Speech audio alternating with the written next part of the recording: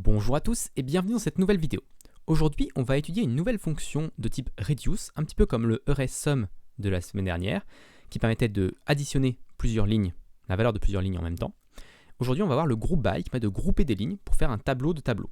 Donc là, par exemple, on a un tableau avec des utilisateurs intérieurs. Et ce qu'on aimerait, c'est avoir un tableau avec l'utilisateur, mais par pays. Donc un tableau qui contient d'autres tableaux. Donc par exemple, le tableau ici va contenir 3 éléments.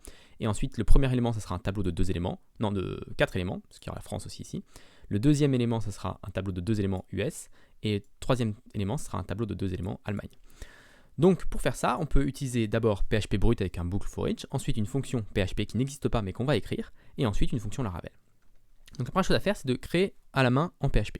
Donc pour l'instant, on va avoir notre variable users by country,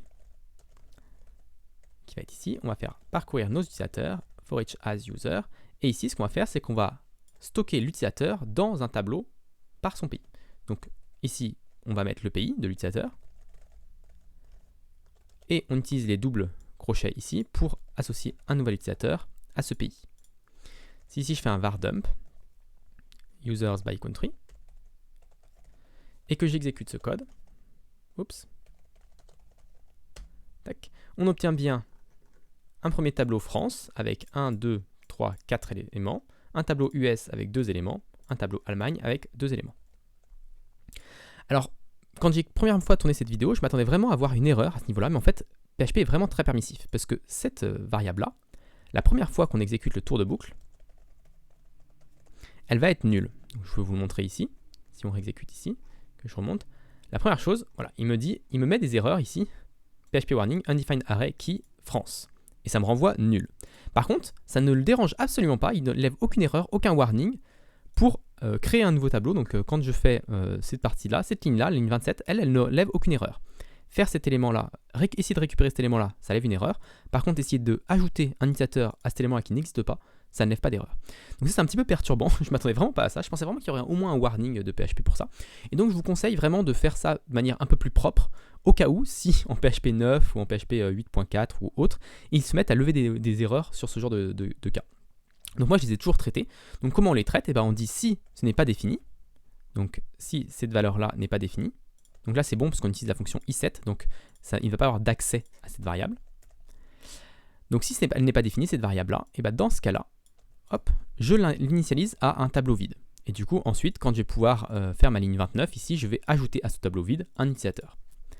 Donc si je reviens maintenant ici que je relance, on obtient bien alors la même chose, on n'a plus d'erreur. J'ai pas fait le var dump mais normalement, on obtient bien la même chose. Tac. Voilà, on obtient bien nos 2 utilisateurs allemands, nos utilisateurs US et nos 4 utilisateurs français. Et cette fois-ci, vraiment, on n'a pas de cas où on fait quelque chose d'un peu bizarre avec un nul, où on associe un nouvel utilisateur à une variable nulle. Par contre, ça, c'est un petit peu verbeux, donc on peut peut-être le faire de manière un petit peu plus simple. Donc pour faire ça de manière un peu plus simple, on peut utiliser le double point d'interrogation qui a été introduit dans je ne sais plus quelle version de Laravel, de PHP, mais c'est assez vieux déjà maintenant. Donc on peut dire ça. Donc l'user by country est égal à user by country s'il existe. Sinon, s'il n'existe pas, s'il n'est pas défini, dans ce cas-là, on définit par un tableau vide. Et même chose ici, on n'aura pas d'erreur parce que on utilise le double point d'interrogation. Donc PHP sait que ici ça ne peut ne pas exister, donc il ne va pas lever d'erreur. Et si ça n'existe pas, il va mettre le tableau vide. Donc ça c'est une simplification. Donc si je relance, on obtient bien toujours la même chose. Normalement, il n'y a pas d'erreur en haut ni rien. Et on peut même encore simplifier avec double point d'interrogation égal. C'est comme faire un plus égal en PHP ou un moins égal en PHP. Donc voilà, vous pouvez faire ça, ça peut simplifier encore un petit peu. Si ça vous parle, si ça devient trop compliqué, il vaut mieux faire un iset, un if avec un iset. Si c'est plus simple pour vous à comprendre, peut-être même pour un débutant, ce sera plus simple à comprendre que s'il tombe sur cette ligne-là, peut-être qu'il ne comprendra pas du tout ce qui est fait. Voilà. Moi, j'ai plus l'habitude de le faire comme ça parce que quand je travaille sur mes projets, personnellement, ça ne me dérange pas de voir cette ligne-là et je trouve ça un peu plus lisible et un peu plus court. Mais bon, si vous préférez la version avec un if iset, n'hésitez pas à l'utiliser. Ok, donc maintenant que ceci est fait, on va pouvoir utiliser une fonction PHP. La fonction PHP, elle n'existe pas. Il n'y a pas de fonction array group by, par exemple, en PHP. Ça n'existe pas cette fonction-là. Donc on va pouvoir la créer. Et ça va être une bonne pratique pour pouvoir voir un petit peu comment on peut créer une fonction de ce type-là en PHP. Donc on va créer notre fonction array group by. Et le premier élément qu'il va prendre, ça va être le tableau. Donc le tableau. Et le deuxième élément, ça va être le callback. Donc la fonction qui va nous permettre de déterminer par quoi on veut grouper. Est-ce qu'on veut grouper par pays? Est-ce qu'on veut grouper par âge? Est-ce qu'on veut grouper par prénom? Voilà, ça, on ne le sait pas, donc il faut pouvoir le passer à la fonction. Et ensuite, on va pouvoir copier-coller notre code ici, return users by country. Sauf que nous, ici, on ne va pas appeler ça users by country parce que bon, c'est pas forcément les countries qui vont être groupés. Donc on va faire users group. C'est même pas d'ailleurs users, je dis users, mais on va dire array grouped. Ici, ça va être array. On va faire as value pour faire quelque chose de plus simple possible. Et ensuite, on va devoir déterminer la key. Donc on pourrait ici mettre callback value. Donc on appelle la fonction callback en lui passant la value. Donc l'élément, un des utilisateurs. Et ensuite, ici, value. Donc cette fonction-là, elle fonctionne. C'est le cas de le dire. Mais le problème, c'est qu'on appelle deux fois la callback. Et dans la callback, on peut faire quelque chose de très compliqué. Par exemple, on ne sait pas ce que l'utilisateur va faire dans ce callback-là. Par exemple, il va pouvoir appeler une fonction, il peut faire un appel à une base de données, ce genre de choses. Donc on ne veut pas trop l'appeler deux fois, c'est un petit peu dangereux.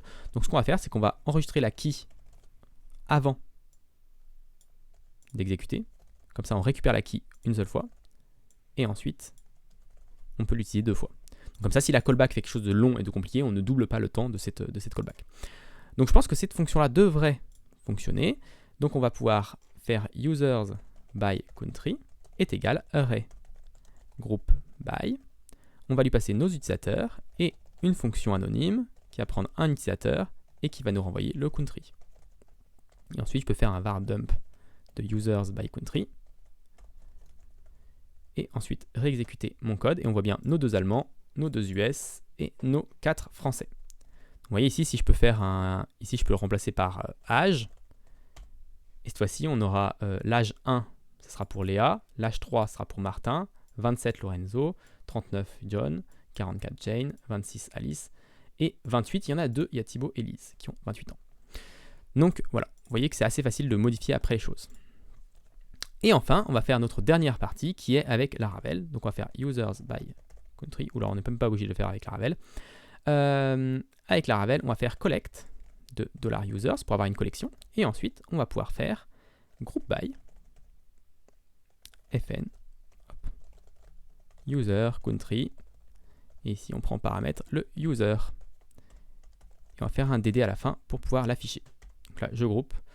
Et on a un problème, c'est qu'il nous a groupé par country France, France. Pourquoi il nous a groupé toujours la même chose? Alors, petite erreur, c'est qu'ici, vous voyez, j'ai mis USRE, et ici, j'utilise user country. Et vu qu'on n'a pas les erreurs qui s'affichent dans ce petit code de PHP, il n'y a pas d'erreur qui s'affiche. Hop, donc si je mets user, donc là, ça renvoyait toujours nul, parce que user country n'existait pas, donc ça renvoyait toujours nul. Et donc, du coup, tout était groupé de la même manière. D'ailleurs, c'est bizarre qu'il soit groupé sur France. Ah oui, d'accord, je sais pourquoi, parce que user est défini ici. C'est le dernier user de la boucle qui est utilisé. Donc ça, c'est un petit peu perturbant. Mais bon, voilà.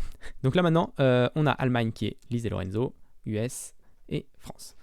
Donc, on a corrigé notre problème. Donc, il faut faire attention, parce qu'effectivement, si je fais ici quelque chose de bizarre, le user qui va être utilisé, ça va être le user qui était défini ici dans le for each.